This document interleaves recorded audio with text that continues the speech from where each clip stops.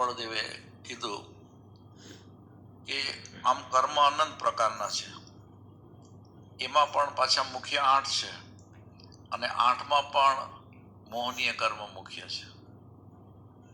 એટલે આવા અનંત પ્રકારના કર્મ અને આપણે એની સાથે કેવી રીતે મુકાબલો કરશું અને શું કરશું ને કે છે એ બધી હમણાં ફિકર કાઢી નાખો. તમે અત્યારના તો ખાલી મોહનીય કર્મ ઉપર જ તમારી દ્રષ્ટિ લગાડો. મોહનીય કર્મમાં પણ જે 2 ભાગ છે, દર્શન મોહ અને ચારિત્ર મોહ, તો અત્યારના ખાલી દર્શન મોહને હટાવવાનો પુરુષાર્થ કરો. જો દર્શન મોહ હટાવશો તો પછી ચારિત્ર મોહની એની સાથે તમે યુદ્ધ કરી શકશો. પણ એક જ્ઞાન દશા પ્રાપ્ત કર્યા પછી કે જેમાં તમારી અંદર જબરજસ્ત સામર્થ્ય હશે, કેમ કે આત્માનું બળ, આત્માની અનુભૂતિ અને પછી એનું બળ જીવને પ્રાપ્ત થાય છે.